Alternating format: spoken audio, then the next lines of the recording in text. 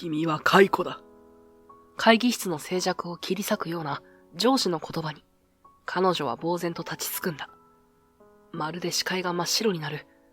すぐ隣に座っていた俺は、思わず声を上げる。そんな、解雇なんて嘘ですよね。彼女が一体何をしたって言うんですか？ここは大手製薬企業の一室。俺は地味な部署に所属する。入社して間もない若手社員だ。華やかな研究チームや営業で成果を上げる同期たちを尻目に、毎日資料整理やデータ管理ばかりをこなしている。正直、社内での評価は高くない。それでも地味に見える作業ほど命に直結する重大な責任があると信じて、この会社に身を置いてきた。そんな俺の前で同じプロジェクトに携わる女性が極秘情報の漏洩だとか重大な虚偽報告だとかありもしない罪をなすりつけられている。彼女は震える声で否定するが、上層部はまるで聞く耳を持たないようだ。裏切り者には法的措置も検討している。身に覚えがないだなんてよく言えたものだな。冷ややかな上司の視線、容赦なく突きつけられる書類。そこには大量の研究データと彼女に不利な証拠ばかりが並んでいる。こんなもの、どう考えても仕組まれているとしか思えない。俺は心臓をわしづかみにされたような感覚に襲われながら、彼女の絶望的な横顔を見つめる。諦めきれない意志が宿る瞳と震える唇。ごく最近まで一緒にデータを突き合わせながら、絶対に患者さんのためになる新薬を完成させたい。そう語り合っていたばかりなのに、廊下の外では法務担当者や顧問弁護士が控えているらしい。どうやら会社は本気で彼女を排除しようとしているようだ。声を張り上げれば俺まで巻き込まれてしまうかもしれない。けれど、俺の心はもう決まっていた。待ってください。話も聞かずに解雇だなんて、あんまりじゃないですか。彼女が何を見つけたのか、ちゃんと確かめてからでも遅くはないはずです。俺の声が会議室に響く。その瞬間、上司はあからさまに鼻で笑った。ほう、若造のくせに口答えするとはな。お前みたいな下っ端に何ができる。下手にかばうと、お前も一緒にクビにしてやってもいいんだぞ。睨みつけるような視線。圧迫感で息苦しくなるが、俺はぐっと奥歯を噛み締めて言葉を継ぐ。この行動が俺と彼女の運命を大きく変える始まりになるとも知らずに。俺の名前は高野亮。製薬会社桜ファーマで働いている。いわゆる若手の平社員だ。部署は研究開発やサポートデータ管理を行うチーム。会社が進める大きなプロジェクトの裏方で、何かあれば書類整理や数値のチェックを任されるような地味な業務ばかりを引き受けている。正直、社内にはいかにも花形という部署がいくつもあって、そこに配属された同期たちは早くも頭角を現しているらしい。おかげで俺は窓際扱いだと陰口を叩かれることもあるようだ。もっとも、そういう評価はあまり気にしていない。目立つ立場からは遠いけれど、俺にはこの会社に来た理由がある。サポート業務というのは、製薬の世界で言えば最前線の成果を支える土台みたいなものだと俺は思っている。研究開発のデータが正しく管理されていなければ、新薬の安全性や有効性を証明することはできないし、営業が外にアピールする際にも正確な数字がなければ意味がない。そう考えると、これらの地味な仕事には大きな責任が宿っているし、やりがいも感じる。そして、俺が会社に入ってもうすぐ1年が経つ。華やかな研究室に配属された同期や営業成績をドカンと上げて表彰されている同僚たちを横目に、今日も俺は目の前のデータと格闘している。書類を受け取れば受け取るほど作業量が増えていくけれど、不思議と嫌じゃない。情報を丁寧に拾い上げて、プロジェクトの成功を陰から支えられる。それこそが俺がこの会社で果たすべき役割だと信じているからだ。ところが、俺の普通はある日、思わぬ出来事をきっかけに大きく揺らぐことになった。あれは週の半ばを過ぎたある日の午後だった。資料室に向かおうとフロアを歩いていたとき、廊下の先からキャッという短い悲鳴が聞こえたんだ。妙に印象に残る透き通った声。とっさに俺は小走りでその声の方へ駆け寄った。そこには両手に大きなファイルの束を抱えたままバランスを崩している女性がいた。足元を見ると分厚い研究データのファイルが散乱しかかっている。彼女は踏ん張ろうと一生懸命に体勢を立て直そうとしていたが、そのままだと足をひねるか床に倒れ込んでしまうのは明らかだった。危ない。声をかけるのと同時に、俺は彼女の腕を引いて何とか体を支えた。どさりという鈍い音とともに資料のいくつかは床に落ちたが、彼女自身の怪我は免れそうだ。と思った直後、彼女の足首がぐらりと変な角度に曲がるのが見えた。外側に荷重がかかったらしい。大丈夫ですか？思わず彼女を支える腕に力を込める。彼女は顔をしかめて短く息を飲み、声にならない悲鳴を上げた。まさか捻挫を起こしかけているんじゃないか？それでも俺の腕の中でなんとか姿勢を保ち、すぐにすみません、ありがとうございますと頭を下げてくる。痛みをこらえているのがわかるから、とにかく応急処置が必要だった。ちょっとそこの空き部屋に入りましょう。落ちた資料を慌てて拾い上げる社員が周囲に何人か見えたが、とりあえず俺は彼女を支えながら近くの応接スペースへ誘導した。彼女は痛みを隠そうとしているのか、無理に笑って、ごめんなさい、ただどじっただけで、とつぶやく。だが、足首周辺をちらりと確認すると、少し腫れが出始めている。放っておけば悪化するかもしれない。少し、足を見せてもらっていいですか？俺がそう声をかけると、彼女は、はい、と戸惑いながらも素直に了承してくれた。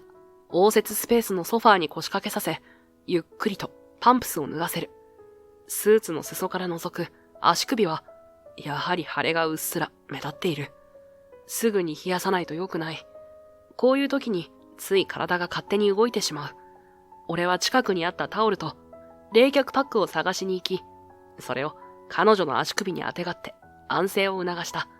合わせて万が一人体に問題があった場合を想定して、ソファーのクッションで足を少し高く持ち上げる。慣れてますね。彼女が不思議そうに笑う。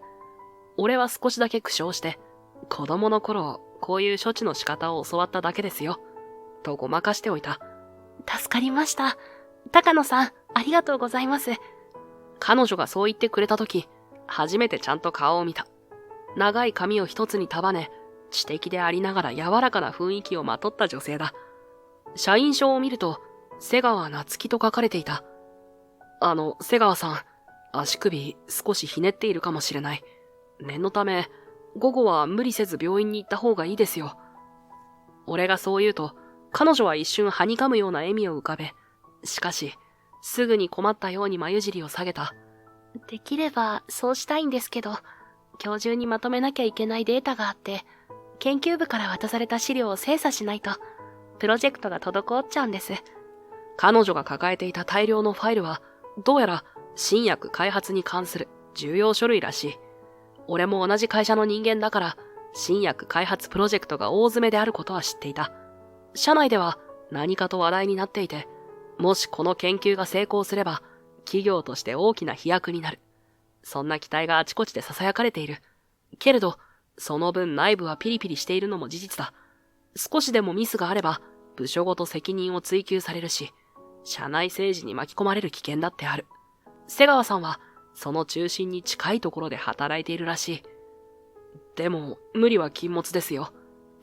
わかってはいるんですが、彼女は小さく息をついた。少しの間冷やした後、俺がとりあえず処置を終えようとすると、手伝ってもらっちゃって、すみませんでした。と、申し訳なさそうに頭を下げる。その仕草は、どこか儚げだ。完璧を装っているように見えるが、彼女の心の奥には、何か深刻な問題を抱えている気がした。それから数日、俺は瀬川さんと顔を合わせる機会が増えた。資料室や給湯室、それから廊下ですれ違うたびに、ちょっとした会話を交わす。怪我の具合はどうか、あれから忙しくしていないか、など。本来は、ただの社内トークに過ぎないが、俺には不思議な意識が芽生えていた。彼女の表情を見るたびに、この人は何を抱えているんだろう、と気になってしまうのだ。ある日のこと、俺は資料室でファイルを整理していた。周囲に人気はない。静寂の中でファイルのページをめくる音だけが響いている。すると、入り口の方から小さな足音がして、そっとドアが開いた。振り返ると、瀬川さんだった。あ、高野さん、いましたか。ちょうどよかった。少しほっとしたような顔をしている。いつもの笑顔は形だけで、内心は焦っているようにも見えた。どうかしました？実は、研究データの一部がおかしいみたいで、整合性を取るために過去のファイルを引っ張り出して確認する必要があって、でも急ぎすぎて、どれを探せばいいかよくわからなくなっちゃったんです。彼女が困ったように資料の番号を書き出したメモを差し出す。数字やアルファベットが並んだそのリストは、一見しただけでは何の資料を示しているのか俺にもわからない。だが、少し時間をかければ、社内のデータ管理システムで紐づく資料を割り出せるはずだ。どれだけ急ぎなんです？今日中に研究責任者に確認を取って提出したいんです。これがうまくいかないと次のステップに進めなくて。こういう話は珍しくもない。新薬開発のプロジェクトが進めば進むほど膨大なデータ管理が必要になる。たくさんの人間が関わり、少しでも誤差が出れば取り返しのつかない事態になることもある。俺は彼女の顔から緊迫感を読み取りながら淡々と提案した。わかりました。俺が手伝いましょう。あ、でも、高野さんもお仕事あるんじゃ。大丈夫です。ちょうど手が空いてますから。実際、俺は先ほどまでやるべき書類整理を終えていたし、ここ数日は大きな案件も抱えていない。こういうサポート業務は俺の役目の一つだ。瀬川さんは少し遠慮がちに笑い、そっと頭を下げた。すみません。ありがとうございます。助かります。その表情はほんの少し、先日よりも素直に見えた。忙しさに追われて孤立しているのだろうか。そんな想像が頭をよぎる。俺が段ボールの中から古い資料をいくつか取り出すと、彼女は積極的にファイルを広げて内容を確認し始めた。その目つきは真剣だ。研究者気質なのか、一度作業に没頭すると、周りのことなど目に入らなくなるらしい。このあたりが怪しいんです。数値が合わないのは、もしかすると試験参加者のデータが重複しているんじゃないかって思うんですけど。彼女が小声でつぶやきながらページをめくる。その横顔は美人というよりはどちらかといえば仕事にひたむきな研究者に見える。俺は彼女が指さした箇所を覗き込み、こっちの報告書と照合してみましょうか、と提案する。すると彼女はすぐに、はい、と応じて自分の手元の資料を見せてくれた。こういう作業を何時間も続けるうちに、俺たちは自然とやりとりが多くなった。照らし合わせる数値、英語だらけの臨床データ、先行研究の論文、普通なら値を上げたくなるような地味で、根気のいる仕事だが、不思議と彼女といる時間は苦ではなかった。ちらりと彼女の横顔を盗み見ると、ふと考え込むような表情を浮かべている。書類をめくる手が止まったところを見計らって、何か引っかかることでもあります？と声をかけると、少しだけ迷った後、彼女は穏やかな口調で答えた。実は私、子供の頃、重い病気の治療を受けていたんです。小児科の先生に、これがうまく効けば、もっと早く症状を抑えられるかもしれないって言われた薬があったんです。新しく開発されたばかりで、私自身もよくわからないまま試したんですけど、当時の私は、その薬を飲むたびに強い吐き気に襲われて、正直、苦しさの方が勝ってました。それでも、あの薬のおかげで、私はなんとか生き延びることができた。彼女の声には、懐かしさよりも、悔しさと感謝が入り混じったような響きがあった。効果が全くなかったわけじゃない。ただ、その分だけ副作用も大きかったのだろう。彼女の小さな体が、その新薬のメリットも、リスクも、まとめて背負うしかなかった。当時の記憶を振り返っているのか、彼女の瞳は、どこか遠くを見つめている。あの薬は、私にとって最後の頼みの綱だったんです。周りの人たちも励ましてくれたし、実際、それがあったからこそ救われた部分もある。でも、もっと安全な薬があったら、って思う気持ちもあるんです。そこで、ふっと彼女は切なげに微笑んだ。だからこそ、新しい薬の開発には本気で取り組みたいんです。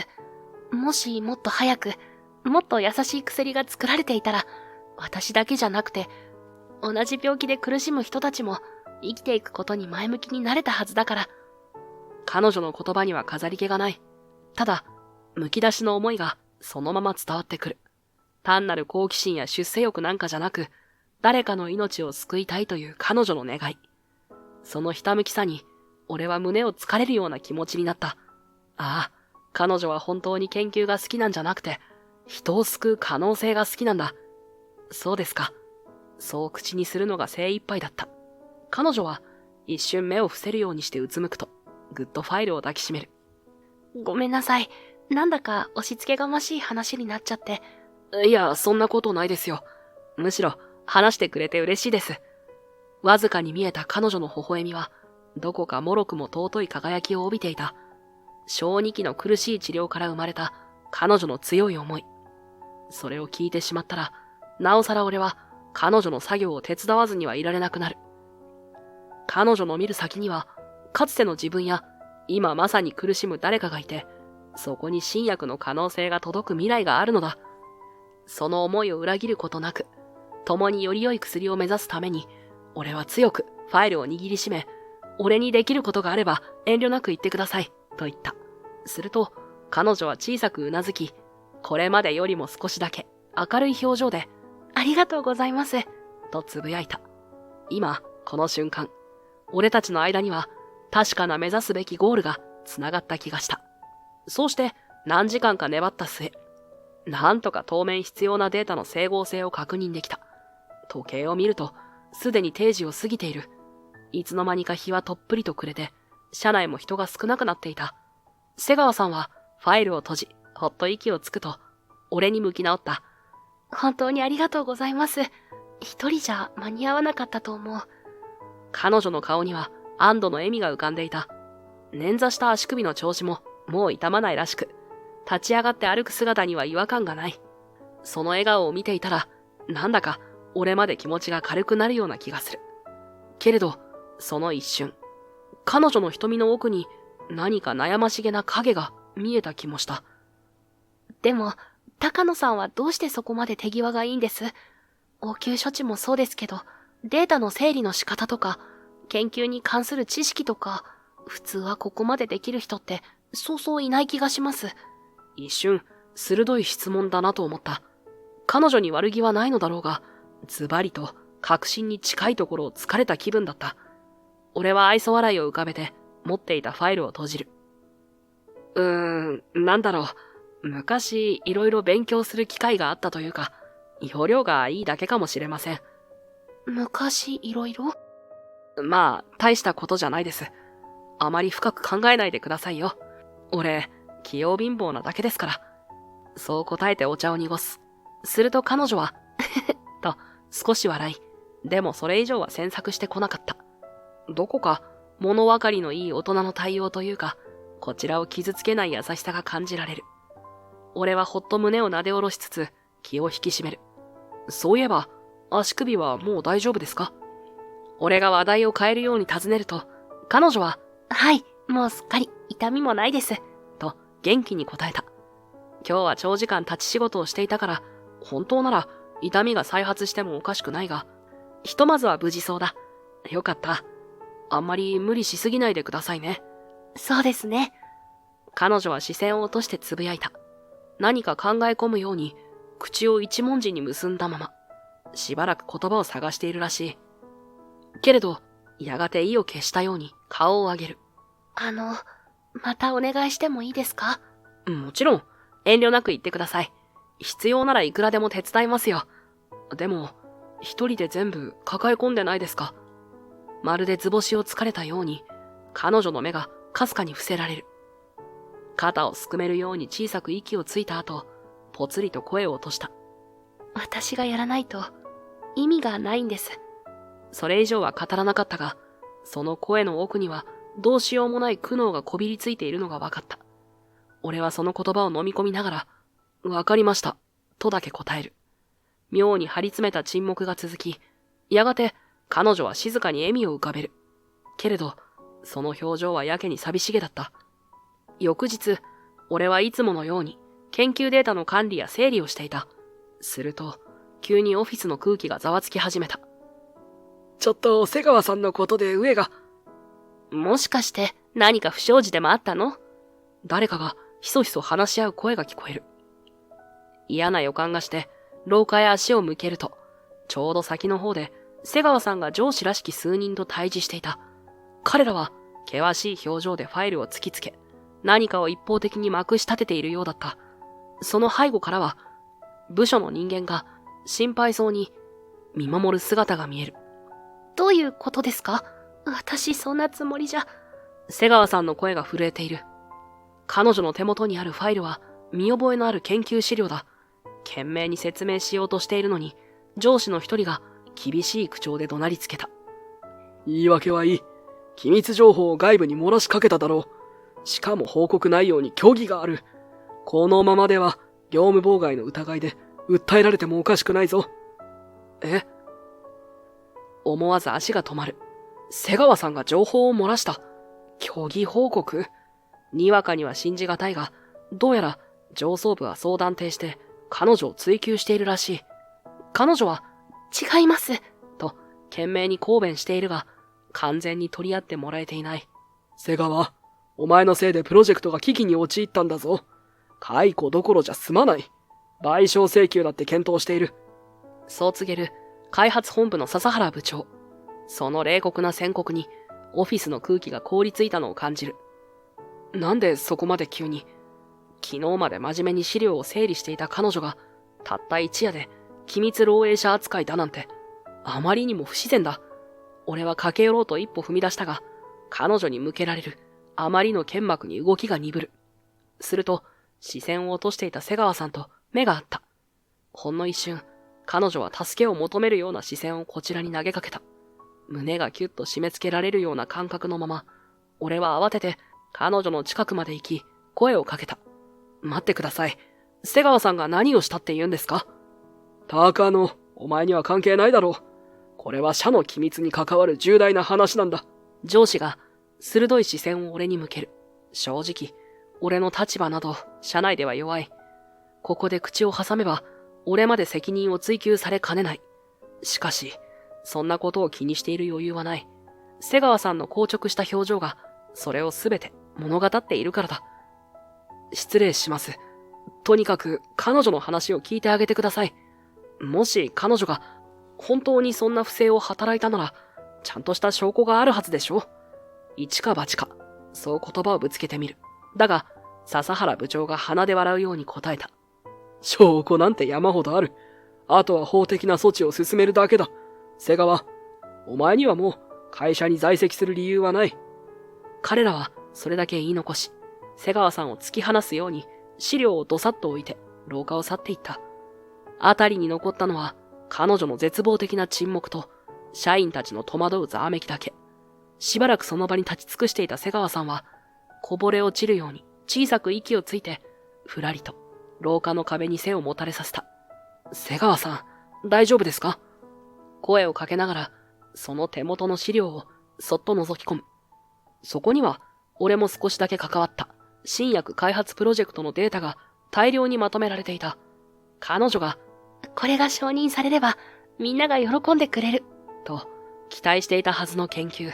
だが今はそれが彼女の首を絞める凶器のように扱われているのだ。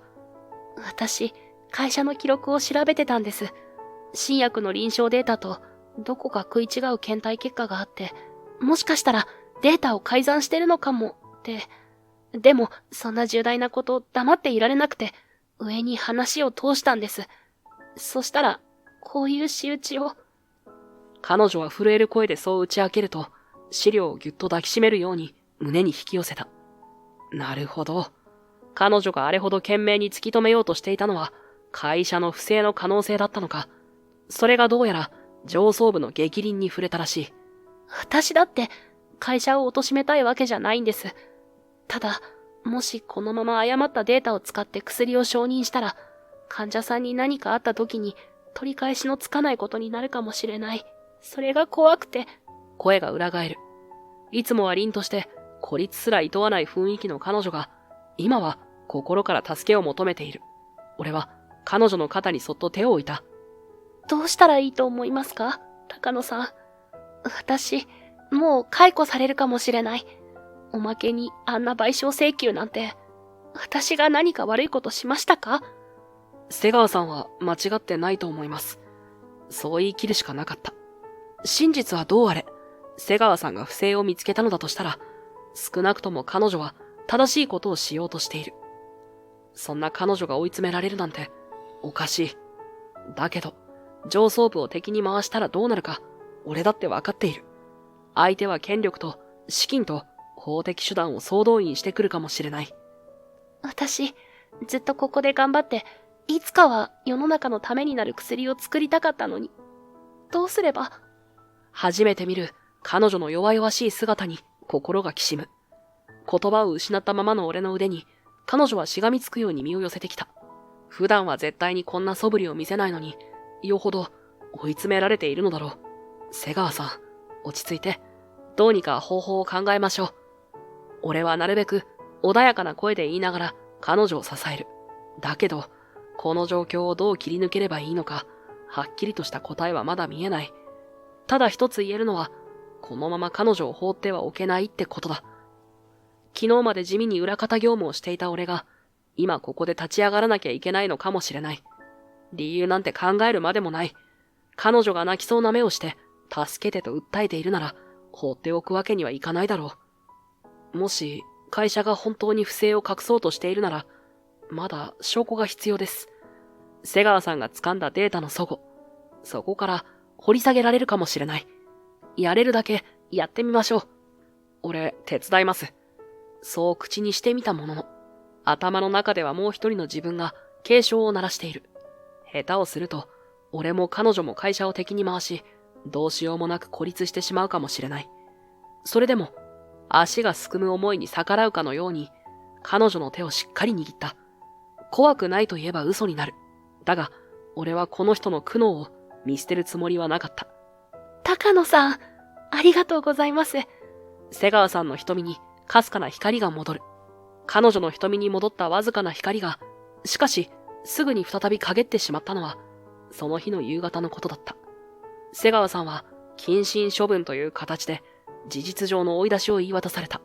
出社は認められないどころか、社内ネットワークへのアクセス権も一時停止。急にそこまで厳しくするのは、どう考えても異常な対応だ。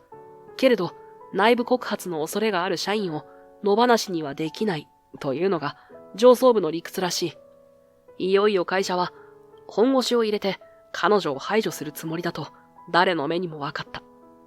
俺も、あれこれ動きたいところだったが、下手に表立って行動すれば、彼女と同じように処分される恐れがある。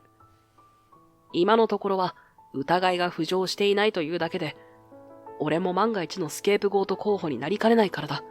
だからこそ、俺は会社にいる今の立場を最大限に活かし、こっそりと、証拠となり得る資料を洗い出すことにした。日中は目立たぬように仕事をこなし、就業後にこっそりと調べる。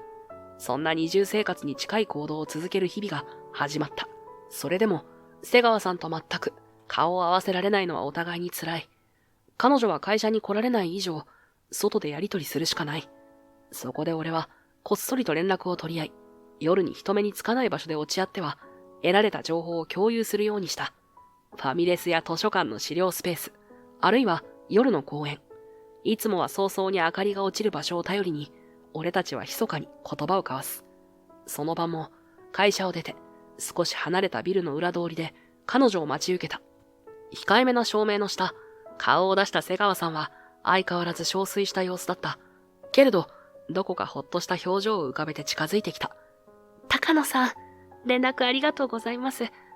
どうですか？会社の方は。相変わらずですよ。上は早期収束を最優先したいみたいで、瀬川さんがいなくなった研究部門では、徹底調査なんてやってるふりをしてるだけ。実態は何も明らかにしようとしない。むしろ、あなたを悪者に仕立て上げる証拠探しをしているようにしか見えません。彼女の表情が曇った。けれど、唇を噛みしめ、そうですか。と小さくうなずく。もはや、逃げ道は塞がれつつある。俺はその様子を見てから静かに声をかけた。でも、まだ手はあります。疑わしいデータの出所を特定できれば、上層部が改ざんの指示を出した形跡がつかめるかもしれない。少しずつ証拠を探してみます。すみません、高野さん。彼女が申し訳なさそうに視線を落とす。だが、俺は首を振ってかぶりを振った。あなたのせいじゃないし、俺もこれが間違っていると思うから、誰かが言わないと会社はずるずると不正を押し通してしまう。そんなの見過ごせませんよ。彼女は驚いたように目を瞬かせた。どうしてそこまでとかすれた声をこぼす。俺は少し視線をそらしながら、正直な気持ちを伝えることにした。俺にも譲れない信念があるんです。医薬の世界は人の命に直結する分野ですよね。もしここで事実をねじ曲げるような連中が幅を利かせているなら、いつか取り返しのつかない被害を生むかもしれない。そんなのは絶対におかしい。そう語るうちに胸の奥から熱いものがこみ上げる。瀬川さんは一瞬目を伏せたが、次の瞬間、潤んだ瞳で俺を見つめ、ありがとう、と小さくつぶやいた。そのまま緊張が解けたように肩を落とし、ささやかに微笑む。俺は彼女の姿を見ると、改めて守らなくちゃと決意を強めずにはいられなかった。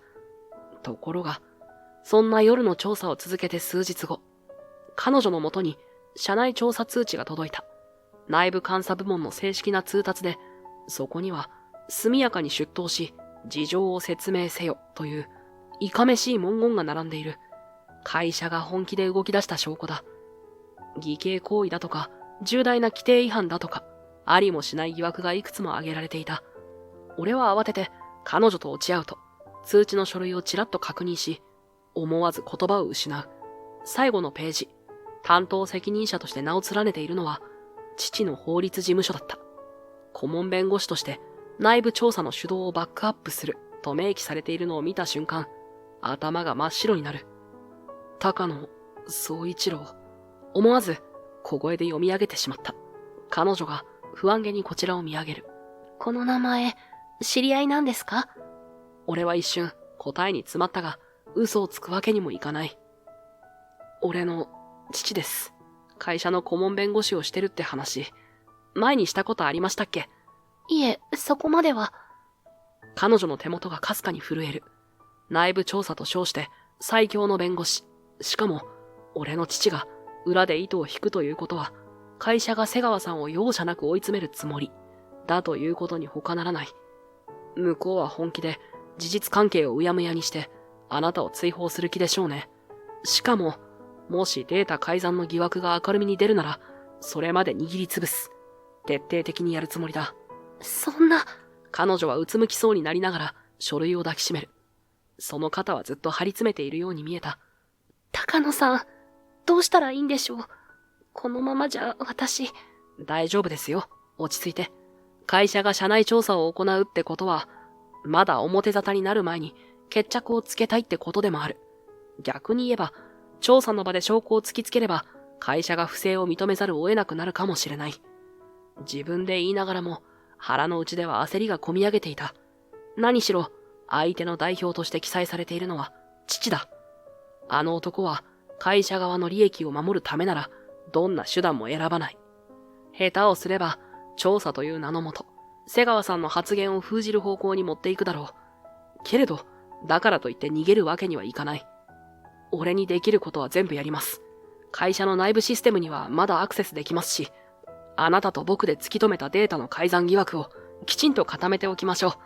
これ以上、会社に情報を奪われないように、慎重に動く必要があるけど、彼女ははっと目を見開き、そして小さくうなずいた。瞳に宿る恐れと、ほんの少しの希望。その両方を抱えながら、彼女はか細い声でつぶやく。ありがとうございます。本当に私一人じゃどうしようもなかった。調査なんて言われても何をされるか。俺も怖いですよ。でも、あなたが見つけた不正をこのまま放っておくのはおかしい。やるしかないです。そういった瞬間、彼女の瞳が弱々しく揺れながらも、どこか決意を帯びた光に変わっていくのを感じた。会社が仕掛けてきた内部調査。その場は、きっと一方的に彼女を追求するための舞台装置だろう。だが、こちらには本当のデータがある。彼女の誠実さを踏みにじる連中に、何としてでも一矢報いる必要があるのだ。翌朝、内部調査が行われるという連絡が来た。場所は、社内の会議室ではなく、なぜか外部の研修施設。おそらく、会社の上層部は、極力内輪の問題として処理したいのだろう。俺は、謹慎処分に近い扱いを受けている瀬川さんの付き添いとして、呼び出しに応じる形で、社用車に同乗することになった。車内は、重苦しい沈黙に包まれている。運転席には、会社の法務部員らしき人物が乗っており、助手席には、俺たちを監視するように、父の事務所の若いスタッフが座っている。瀬川さんは後部座席で硬い表情のまま黙り込み、俺がその隣で寄り添うように座っている格好だ。すみません。こんな形で付き合わせて。いいえ、俺の方こそ、あなた一人で行かせるわけにはいきませんし。小声でやりとりをしながら、かすかな緊張がこみ上げてくる。これから行われる、聞き取りと称した内部調査は、実質的に瀬川さんに、不利な材料を集め、彼女を排除するための場だ。胸に嫌な汗が浮かんだ。到着した先は無機質な会議室だった。長机が2列向かい合わせに並び、一方には法務部と監査部の人間、それから会社の上層部とおぼしき役員が数名。彼らは瀬川さんに冷たい視線を向けてくる。もう片方には俺と瀬川さんが座るように促され、しんと張り詰めた空気のまま、短い挨拶もなく調査が始まった。瀬川夏樹さん、まずは本件について、あなた自身の言葉で説明してもらいましょう。端に座っているのは、父の法律事務所の若手弁護士らしい。背後には父の姿があった。強い眼差しで、こちらを一別すると、まるで鼻で笑うかのように目を細める。瀬川さんが震えた声で切り出したところへ、早速、役員の一人である、開発本部長の笹原が、矢継ぎ早に口を挟む。君が虚偽の報告をしたという疑惑が出ている。社外に機密を漏らそうとした形跡もある。いかなる理由があっても、そのような行為は到底容認できない。違います。私が見つけたデータの改ざんは、むしろ。うんざりなんですよ、瀬川さん。勝手に改ざんなどと言われても、こちらとしては濡れ衣を着せられている気分だ。根拠はどこにあるんです？高圧的な態度に、瀬川さんが言葉を失いかける。しかし、隣にいた俺は耐えきれず口を開いた。瀬川さんが発見した数値のズレにはきちんと記録があります。元のデータと最終報告が食い違っている事実は明白です。すると開発本部長の笹原が鋭い目をこちらに向けた。高野くんだっけ？そもそも君にその調査権限なんてあるのか？ただのサポート業務の若手社員がどの立場で口を挟んでいる？彼らにとっては、俺など窓際部署の下っ端社員に過ぎない。だが、だからこそ、俺は強い気持ちで言い返した。一社員ではありますが、法的知識を有しています。かつて、弁護士資格を取得しましたので、会社の就業規則や、業務上の法的側面も確認しながら、手伝っているんです。弁護士資格？その場の空気がわずかにざわつく。父は腕を組んだまま動かないが、じろりと俺を睨みつける。まるで余計なことをするな、と言わんばかりだ。信じられないなら、後で資格番号でも確認してください。私が言いたいのは、瀬川さんが不正な行動をしたわけではないということです。むしろ、これだけ重大な問題を社内で握りつぶそうとする方が問題でしょう。若手弁護士がやや顔をあからめて反論しかけるが、その前に父が静かに口を開く。家から逃げ出したと思えば、お前がやりたかったことは、こんな弁護士の真似事か。冷たい笑みを浮かべる父の一言で、室内の空気が凍る。周りは、突然の親子関係に気づいて、ざわめき出したが、父はお構いなしに続ける。散々私が時間と金をかけて、育ててやったというのに、弁護士になった途端に家から飛び出し、今更こんな場で偉そうに法を語るとは、中途半端な真似をして何がしたい？痛烈な皮肉。しかし、俺はここで引くわけにはいかない。逃げ出した過去は事実だが、それは俺が自分の道を選んだ結果だ。視線をそらさずに、父に対してはっきり言い返した。父さんこそ、会社のために真実を歪めようとするのは、弁護士として正しいんですか？法的手続きを乱用して、彼女をスケープゴートにするのがあなたの仕事ですか？その言葉に、父は、ほうと霊障めいた吐息を漏らすだけだった。若手弁護士や役員たちが口々に、なんだこれは。と戸惑う中、瀬川さんは唇を噛み締めながら、小さく息をつく。私の発見した数字の改ざんについて、もう少し詳しく説明させてください。実は、この臨床試験の結果データと、最終報告書がまるで別物で、彼女がファイルをテーブル上に広げると、開発本部長の笹原が苛立たしげに言い放つ。またその話か。根拠はあるのか？副作用が強く出たという報告は、そもそも見当たらないが。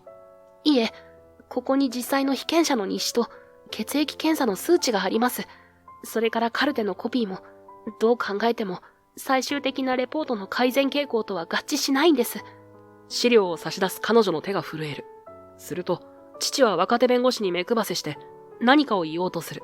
だが、俺はその前に声を張った。法的に見ても、これだけ現データと最終報告に開きがあるなら、コンプライアンス上も大問題です。社内倫理規定にも抵触する。ましてや、医薬品に関わるデータですから、患者さんの安全にも直結します。要は、データ改ざんの疑いが濃厚なんですよ。そう告げたところで、笹原部長がわざとらしい咳払いをしながら睨んできた。高野くんだっけ？それは一体誰の意見だ？ただの推測に過ぎないだろう。難しい単語を並べればいいってもんじゃないぞ。一瞬、鼻で笑うようなその態度に、俺はぐっと奥歯を噛みしめる。目の前に並ぶ上層部の役員たちは、まるで、さまつな言いがかりを黙らせよう、とでも言うかのように、いたけだかにこちらを見下ろしていた。けれど、ここで折れるわけにはいかない。推測ではありません。医師免許を持つ者として、改めて数値を精査した上で指摘しているんです。俺が静かにそう言うと、連中の表情が一斉にこわばった。医師免許だと？そもそも君、ただの平社員のはずじゃ。湧き上がる困惑と同様、その隙を逃すまいと、俺は手元の資料を開き、テーブルの上に並べる。こちらは、被験者 A のカルテ記録。そしてこっちは、臨床試験の現データです。先ほどまで難しい単語とおっしゃいましたが、例えば、炎症マーカーや、アスパラギン酸、アミノトランスフェラーゼや、アラニンアミノトランスフェラーゼを含む血液検査結果は、医療従事者なら誰でも重要視する項目です。投与後の数値がかえって上昇しているのに、最終レポートには、副作用や悪化の兆候は見られず、むしろ改善したと書かれている。これはどう考えても矛盾しています。誤差、あるいは測定ミスという可能性は？もちろん、測定機器や検体処理の誤差はあり得ます。でも、ここまで極端に情報修正された結果だけを取り上げて、改善したと断言するのは、医療現場では考えられないことです。普通なら、再検査や異なる試薬での再測定を行うなど、慎重に検証を重ねるのが当たり前です。ところが、最終報告にはそんな記述が一切ない。淡々と資料を示す俺に、彼らは面食らったような顔をする。誰かが、バカな、とつぶやき、別の者は、そんなはずはと書類をめくり始めた。数名の視線が、顧問弁護士である父の方へちらりと向かうが、父は腕を組んだまま、まだ口を開かない。つまり、貴重な臨床データが雑に扱われ、しかも改ざんされた可能性が高いということです。医者としても看過できません。医薬品の開発は、患者さんの命や生活を左右する重大な仕事なんですから。俺は静かに言い切った。会議室には一瞬、ピリッとした沈黙が落ちる。すると、笹原部長がわざとらしく咳払いをして、口を挟んだ。だが、君が医師免許を持っているとしても、それは個人的な見解ではないのか？企業として公式に契約した医者の意見とは言えないだろう。専門家の証言を得るなら、社外の公正な機関に依頼すべきじゃないか？そうですね。でも、その公正な機関や専門家に依頼される前に、あなた方は瀬川さんを虚偽報告だと決めつけた。それこそおかしくありませんか？この段階でデータの真偽も確かめず、彼女を懲戒や訴訟の材料にするのは、どう見ても不自然ですよ。俺がそう言い放つと、笹原はぐっと言葉に詰まった。周囲に座る役員たちも、居心地が悪そうに書類をめくるばかりだ。会議室には重い沈黙が落ちるが、そのタイミングを狙ったように、俺は一枚の書類を取り出した。実は、もう一つ見過ごせない事実を掴んでいます。封筒からスライドさせたのは、会社の財務資料と関連する外部企業の取引明細をまとめたコピー。法務部や経理部が閲覧できない一部データに不審な金額のやり取りが示唆されていた。俺はそれをテーブル上に並べ指で示す。新薬の臨床試験を行うにあたって、こちらの関連企業に異常なペースで多額の資金が動いているんです。いわゆるコンサル料と名目がついていますが、実態はただの袖の下。賄賂の可能性が高い。これを見れば、改ざんデータを作っていたのが誰の指示だったかも見えてきます。会社側の役員たちがあからさまに動揺し始めた。笹原などは、こんなもの、どこで手に入れた？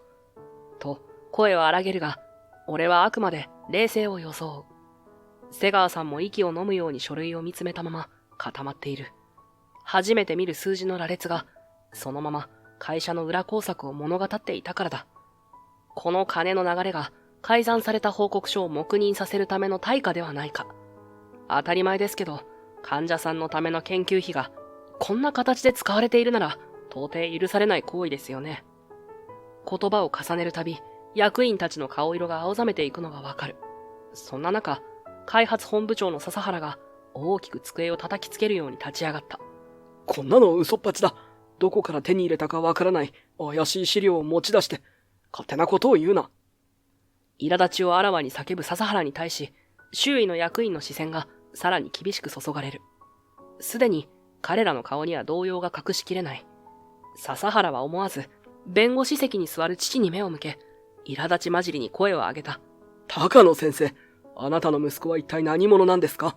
こんな根拠不明の書類で会社の信用を損ねるだなんて、黙って見過ごすんですか？早く起訴でも何でもして息子さんを黙らせてくださいよ。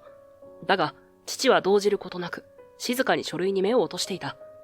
周囲が注視する中、父は深い息をついて、やがて低い声で問いかける。亮、本当にここに書いてあることは事実なのか？まっすぐに見つめられた俺は、ファイルを人差し指で弾くように示しながら応じる。公的機関に開示請求すれば、一瞬で裏が取れるはずですよ。今まで内輪で隠せていたかもしれませんが、公になったらどうしようもない。これは紛れもなく会社が動かした金の流れを示す証拠です。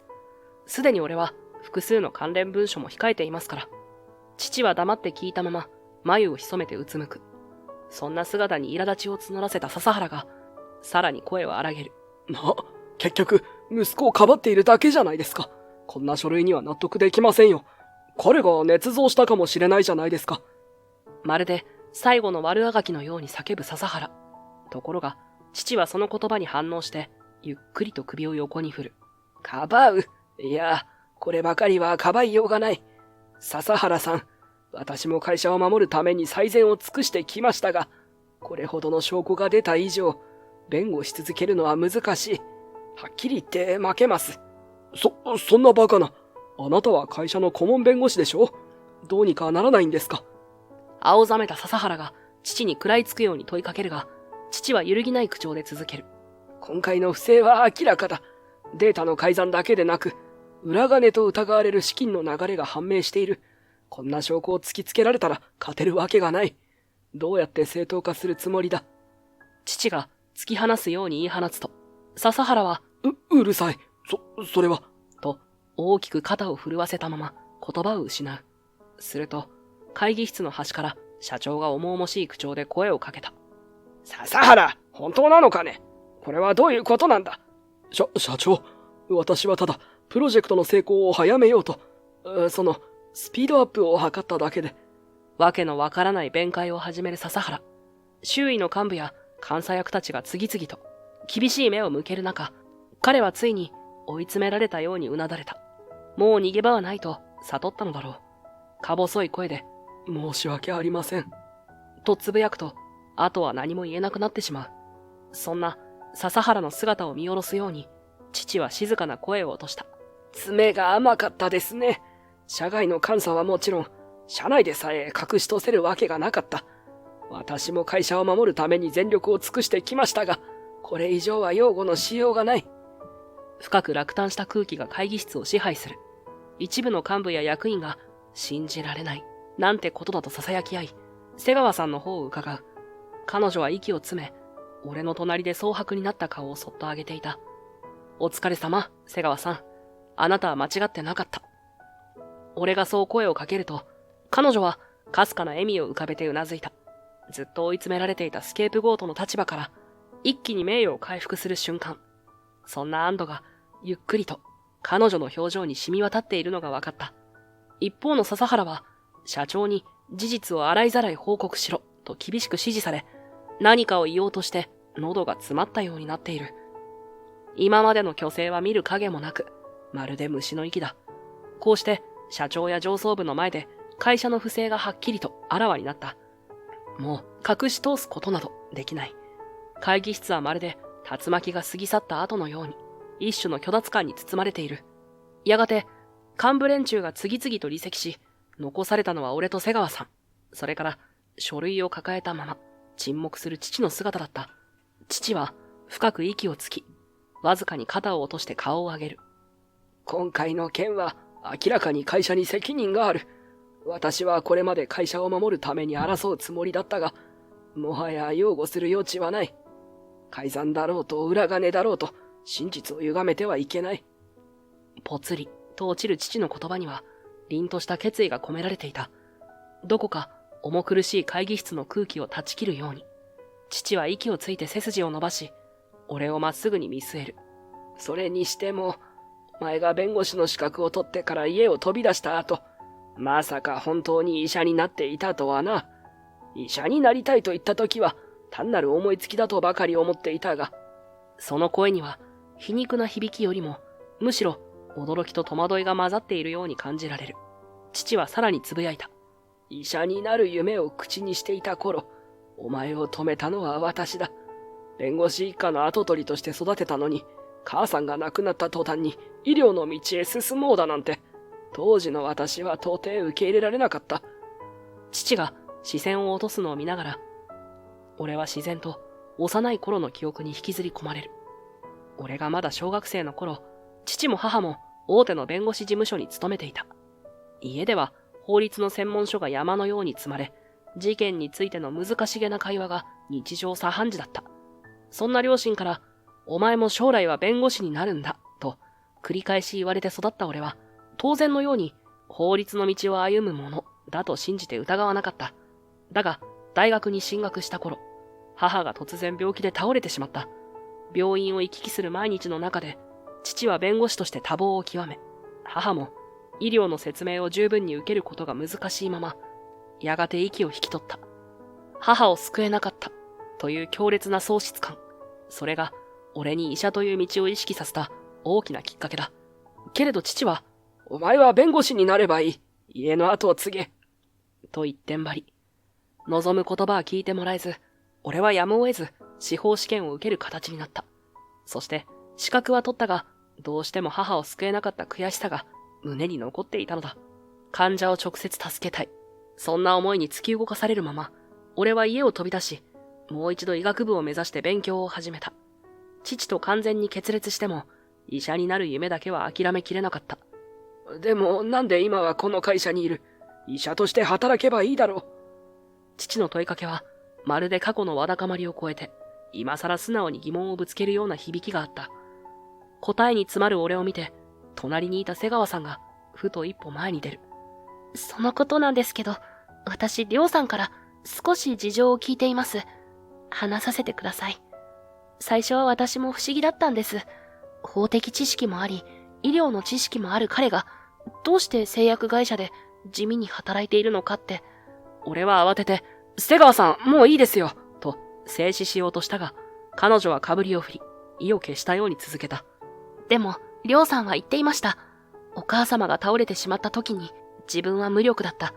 医者になってみて、確かに患者さんを直接治療できるけれども、それでも救えない人はいる。そこでもう一歩踏み込んで薬の開発や改良が進めば、もっと多くの人を救えるんじゃないかと感じたそうです。実はお父様のことも気にしてたんですよ。お父様には拡張型心筋症という持病があって、大掛かりな手術で劇的に治るものではない。将来的には薬の進歩が鍵になるかもしれない。だから製薬会社に入って研究や開発を間近で支えたい。そう言ってました。お母様を失った悔しさをもう繰り返したくないんだと。父は息を飲んだように瞳を見開いた。瀬川さんは構わず言葉を継ぐ。そんなバカな。父は小さくつぶやき、俺の顔を凝視する。やがて絞り出すように問いかける。本当なのか？私のためにわざわざ医者から製薬に進んだ。視線がぶつかる。父の声に宿るのは驚きと何か言い表せない揺れ。俺は少し呼吸を整えてから言葉を発する。母さんを救えなかった負い目はずっと背中にのしかかってたんだ。父さんの体もいつか同じように失ってしまうんじゃないかって。医者として働く中で薬の可能性に気づいて、もっと根本的に病や苦しみを取り除けるんじゃないかと思った。もう大切な人を失いたくなかったんだよ。それだけ言うと、父は驚いたように目を見開いたまま、しばらく何も言えない。会議室の騒動から一転、今は二人きりのような空気になっている。瀬川さんもそっと口をつぐみ、父と俺のやりとりを見守っていた。やがて父の硬い表情がほぐれていく。まるで長い間抱えていた心の霧が晴れるかのように、深く息を吐き出して小さくうなずいた。そうか。そんな思いがあったとはな。俺はずっとお前が医療に興味を持つなんて一時の気の迷いだと思ってた。無理やり弁護士にさせればいいと。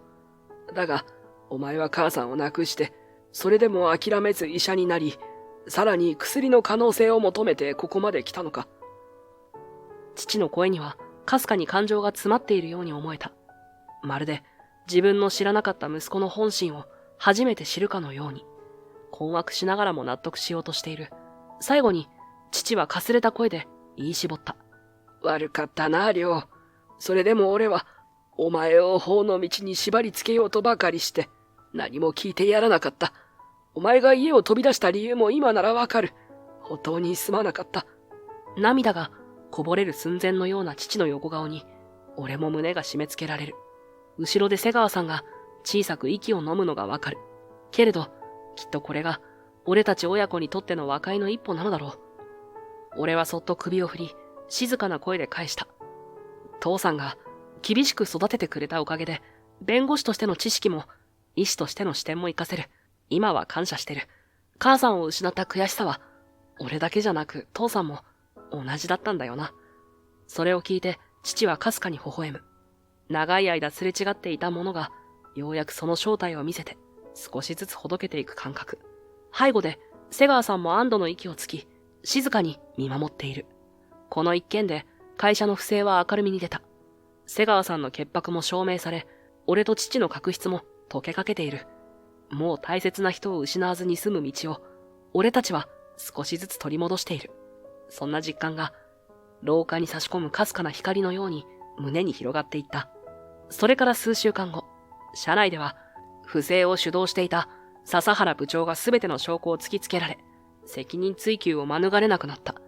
かつて高圧的に瀬川さんを追い詰めていた彼が、今や世間の批判を浴びてひっそりと辞職する姿を見ると、正直やるせない気持ちもある。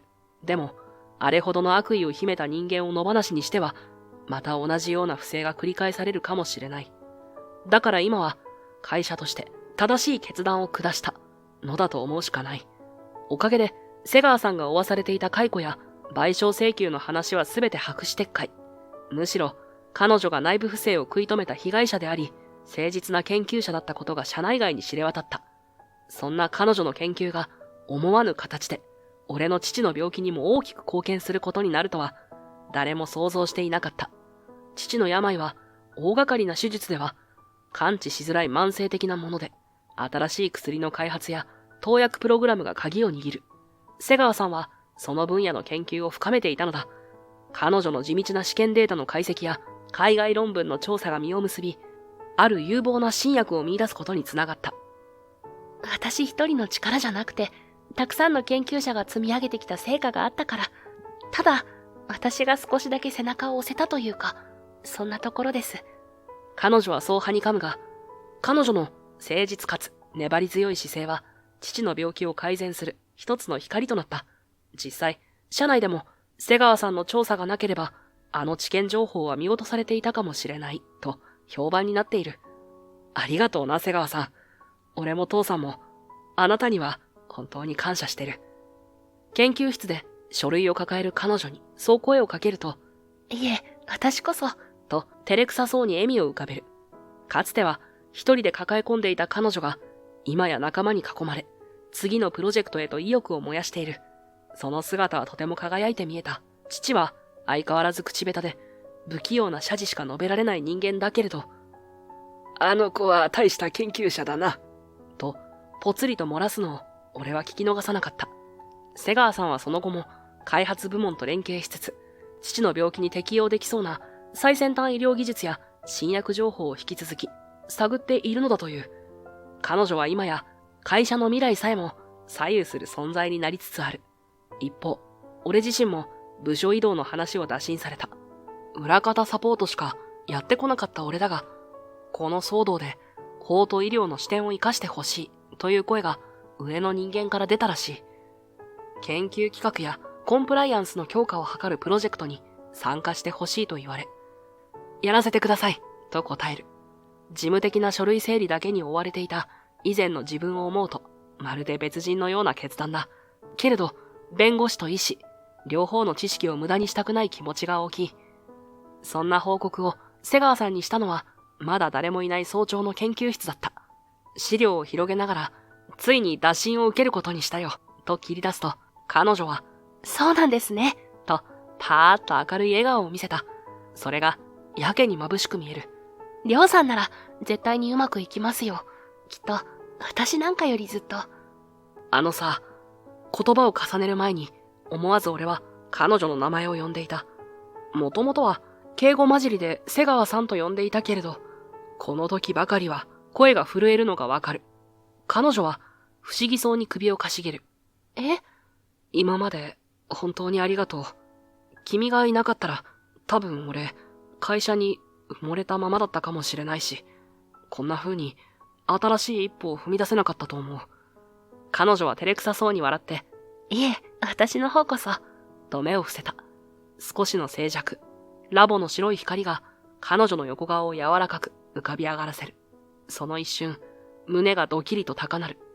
俺、君をもっと支えたいし、君と一緒に前に進みたい。もし迷惑じゃなければ、俺のそばにいてくれませんか？息を飲むほどシンプルな言葉だったが、彼女は瞳を潤ませながら、はっきりとうなずいた。はい、私も、りょうさんと一緒にいたいです。その場で手を重ね合うだけのぎこちない仕草が、かえって胸を熱くした。